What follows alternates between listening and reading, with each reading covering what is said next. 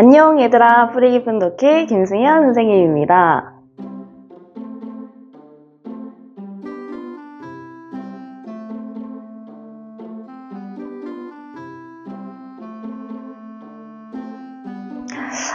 자 얘들아, 우리가 선생님하고 벌써 조선이라고 하는 국가를 배운 지 시간이 꽤 흘렀어요. 그래서 우리가 배웠던 왕들을 좀 생각을 해보면 태정, 태세, 문단세, 예성, 연중, 인명. 거의 27대 왕 중에 절반이 다 돼가는 이제 왕들에 대한 업적이라든지 아니면 주요 사건을 배웠거든요. 근데 이게 기간으로 따지면 한 200년 정도 되는 기간에 있었던 사건입니다.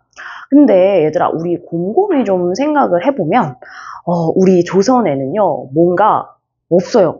그러니까 200년이 가까이 되는 시간 동안에 뭐가 없었어.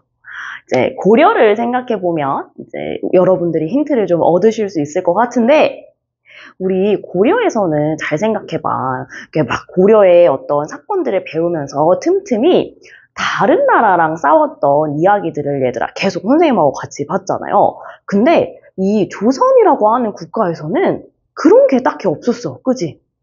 이 말인즉슨 조선은요 200년이 다 돼가는 이 시간 동안 정말 평화로웠다는 거야.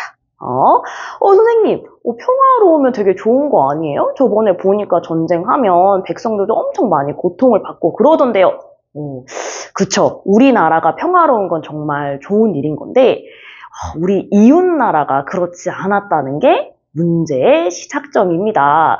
이게 무슨 소리냐면, 우리 이웃나라 애들아, 그 중에서도 이제 아주 가깝고 또 먼 나라라고 하는 일본 있잖아요. 일본은 당시 왜라고 불렸었죠. 우리 조선과는 다르게요. 사실 통일된 국가가 아니었습니다. 그래서 약 100년 동안 굉장히 혼란기를 겪고 있었어. 조선과 다르게. 그래서 일본 내에서도 서로 사실 땅을 더 많이 차지하기 위해서 싸우는 전쟁들이 많이 일어났었어. 아니, 하나로 통일되지 않았고 또 뭐 이제 나라를 전체적으로 통치하는 왕이 없다 보니까 이 지역적으로 얘들아 이제 여기는 내 땅, 그리고 여기서부터 저기까지 뭐 내가 땅을 더 넓힐 거야 하는 그런 영토 전쟁 같은 게 더 많이 일어날 수밖에 없었거든요. 그러니까 100년간 혼란기가 계속해서 지속이 된 거야. 근데 이런 혼란기를 그때 당시에 이제 딱 통일한 인물이 등장을 하게 됩니다. 바로 도요토미 히데요시죠. 이제 물론 여러분들께서 이제 들어보신 친구들도 있을 거예요. 이 도요토미 히데요시 같은 경우에는 자그만치 아까 이야기했던 것처럼 100년간의 이 혼란기를 끝내고 얘들아 일본이라고 하는 국가를 통일을 했네. 근데 막상 이렇게 통일을 하다 보니 도요토미 히데요시가 무슨 생각을 했냐면, 우리나라를 이제 막 통일한 지 얼마 안 됐으니까 하나로 만들 무언가 있었으면 좋겠다 라고 생각을 한 거야. 그리고 그걸 뭐라고 생각했냐면 다른 나라와의 전쟁이라고 생각을 했습니다. 아무래도 얘들아 이제 으쌰으쌰 우리 다 같이 힘을 뭉쳐서 공통의 적이 있으면 훨씬 하나로 마음을 모으기가 쉬울 테니까요. 그래서 이 도요토미 히데요시 같은 경우에는 이 조선에게 이야기를 합니다. 뭐라고 하냐?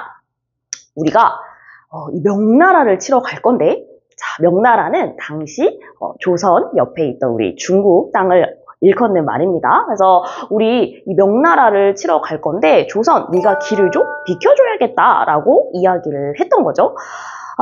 근데 당연히 얘들아 우리 조선에서는 거절을 하죠. 우리 자세하게 보지는 않았지만 조선 초반에 혹시 기억나?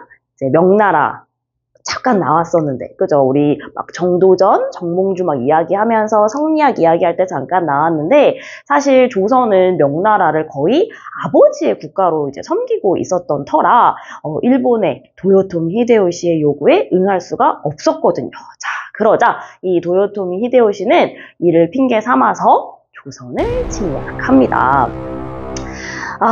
여러분들이 아마 어느 정도는 이제 그 과정을 알고 있을 거라고 생각을 하는데, 처음에는 이 조선이요, 정말 속수무책으로 밀렸어. 그러니까 생각해봐. 우리 아까 말했듯이 조선은 자그마치 200년 동안이나 평화로웠다고 했잖아. 그러니까 평화로운 거는 좋지만 너무 이 평화에 젖어 있다 보니 뭐 군대 훈련이라든지 아니면 다른 나라에 대한 경각심이라든지 이런 것들이 많이 없어진 상태였던 거야. 근데 반면에 우리 일본은 자그마치 100년이나 자기네들끼리 이제 치고받고 싸우고 했다며. 그러니 전쟁에도 굉장히 익숙해져 있고 또 군대와 무기도 굉장히 날카롭게 벼려져 있었겠죠. 그뿐만 아니라요. 일본은 이제 요즘 시기에 엄청난 무기를 좀 사용하기도 했거든요. 그게 뭐냐면 조총이었어. 드디어 총이 등장한다, 그쵸?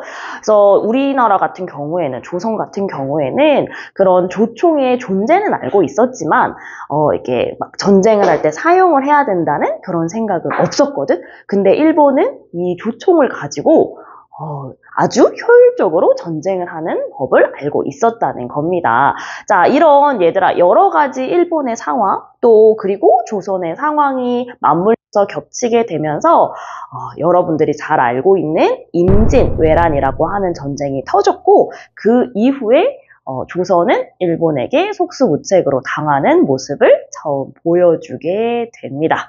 이 과정에서 이제 좀 비극적인 일이 일어나죠. 우리 그때 당시 왕이었던 선조가 재빠르게 어디론가 피신을 가게 되는 사건부터, 그죠? 그리고 이후에 이순신 장군이 통쾌하게 승리하는 듯 했지만 또다시 백의종군을 통해서 이제 뭔가 아픔을 겪는 그런 사건까지 되게 다양한 사건이 있는데 이런 주요한 내용들이 이번 주 여러분들이 읽어와야 하는 책에 담겨 있습니다. 이번 책이 그 이순신 장군님께서 그 임진왜란 중에 쓴 아주 유명한 일기가 있어요.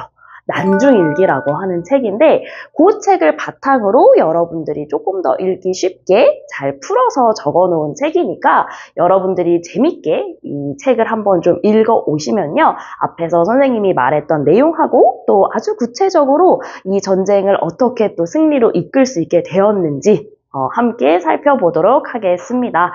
자, 여기 밑에 얘들아 필기하는 부분 선생님이 커다랗게 만들어 놨거든요. 우리 근자감의 우리 독해랑 나무가 이야기하고 있는 거 한 번 더 읽어보고 그리고 선생님이 얘기해준 이제 이런 이야기들을 바탕으로 여러분 나름대로 생각을 정리해보면 선생님이 수업 시간에 한 번 더 수업을 하면서 정리를 해드리도록 하겠습니다. 자, 오늘도 얘들아 영상 보느라 고생 많았고요. 다음 주에 수업 시간에 봅시다. 안녕.